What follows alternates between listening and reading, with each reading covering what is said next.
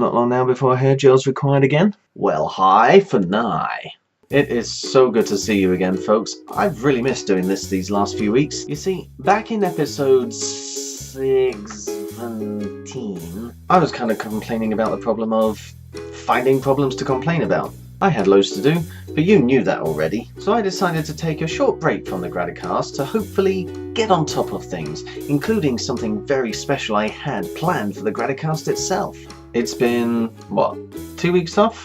That should have been enough time easy. And it probably would have been, if it hadn't have been for the fact that I had car mechanic trouble, suddenly got hit by patellofemoral pain in my knees, and, oh yeah, decided to move house. You wait ages for something to go wrong, worth turning into a cynical comedy monologue, and then 3 possible personal Armageddons come along at once. I guess that's how royal obituarists felt during the reign of King Henry VIII. What's worse, they came along right after I'd had to switch off the camera on the Graticast. It's every paranormal investigator's nightmare. I tell you, that could have ruined my whole September. But what kept me going throughout that forlorn fortnight was having so much great stuff to look forward to. I'm so grateful right now for all the awesomenicity coming up that I really want to share it with you guys. And since a lot of it's to do with the Graticast, I hope you'll be able to share it all too. Most importantly, let's start with next week. Next week, I'll be travelling down to Hampshire to meet with Sue Waddle, the Vice Chair of ME Research UK, who's going to be letting us know about some of the research that the charity is supporting. I'm also hoping she can shed a bit of light as to why it takes so long to get a diagnosis of ME sometimes. This is going to be another live Graticast at 7 PM on Sunday the 12th of October, so do please pop it in your diary to make sure you can join us. And if you have any questions that you'd like to ask Sue, simply comment on this video, dot them around our social media, and during the broadcast I'll make sure to put some of them to her. There are also some opportunities coming up for you to meet me in person and share the blessings you've been counting face to face. The first of these is the Kinda Happy Festival, which is taking place at The Missing Sock, a delightfully quirky restaurant just outside my hometown of Cambridge, on Saturday the 11th of October. We'll be celebrating the vision of a kinder, happier world and the people and organisations who strive to make that happen. But it's going to be a fun day for all the family, with live music, entertainment, activity workshops, and some pretty awesome food. It's an entirely voluntary event and all proceeds are going to charity. I'll be there storytelling, but I'll also have a camera with me so that I can collect the blessings that others are counting. So please come and share yours. To get your tickets, just follow the links below. I'm also going to be performing in a number of community theatre productions over the next few weeks, so if you're able to get to Cambridge to see any of them, please do hang around afterwards to say hi. The first of these is a musical cabaret show called You Can't Stop the Beat, being put on from 30th of October until the 1st of November. With such favourite songs from some great musicals being sung and danced by some of Cambridge's top talent, it's a wonder they let me in the cast really, but it's definitely going to be worth watching. As is Communicating Doors, an Alan Ayckbourn comedy about a dominatrix. Yes, you heard that right, and no, that's not my part. But it's huge fun to be part of, and it gives you the chance to see what this face is going to look like in 40 years' time, thanks to the incredible makeup magic of my best pal, Cotton Pad. That one's running from the 12th to the 15th of November. And finally, from the 25th to the 29th of November, you can see yet more of Cambridge's musical talent in a production of Oklahoma at the Cambridge Arts Theatre. Again, if you can make it, please come and find me afterwards.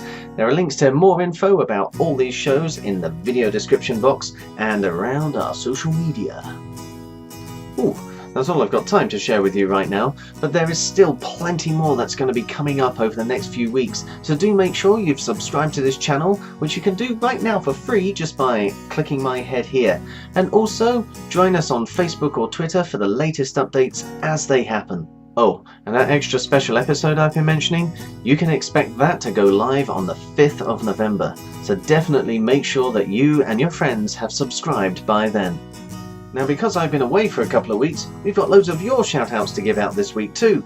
From Facebook, Lauren in Canterbury is grateful for passing her 6-month probation period at work. That's a great achievement, Lauren, well done. I hope you're enjoying it too. Lucy, also from Canterbury, wanted to say she's grateful for spending special time with special people. Glad you've been able to share some smiles around, Lucy, and thank you for sharing them with us. Claire in Suffolk has some big thank yous to say.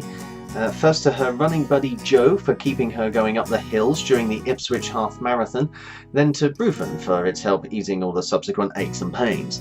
She also wants to say a big thank you to James for a massive favour at work. So, Jo and James, thanks very much, guys. Now, over on Twitter, Ashley Enderley says thanks for all the little things in life. In particular, those folks who leave extra paper towels on top of the dispenser.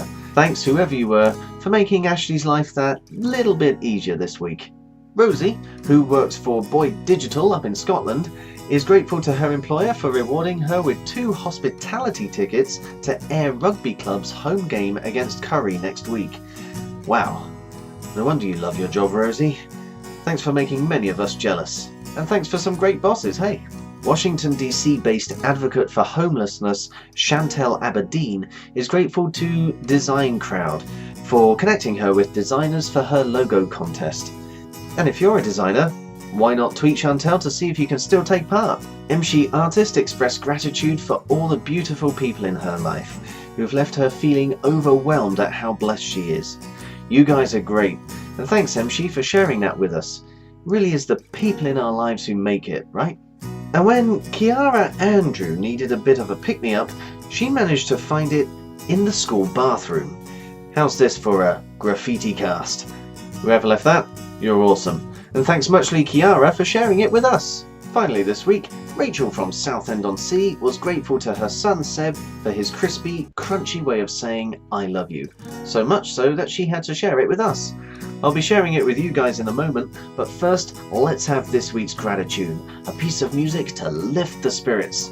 Charlie from Cambridge made this week's suggestion, and it's so obvious it makes you wonder why we haven't had it before. It's Things Can Only Get Better by D. Ream, or Dream, or however you pronounce it. And if you want to hear it in full, just follow the link at the end of this video. And if you have a suggestion for a piece of musical Prozac, you know what to do. Comment on this video or contact our social media. So yeah, thank you everyone who has been contributing to the Graticast these last few weeks. And of course, thank you for watching. Stay thankful. Ciao for now. And finally, here's Seb with a very important message for us all.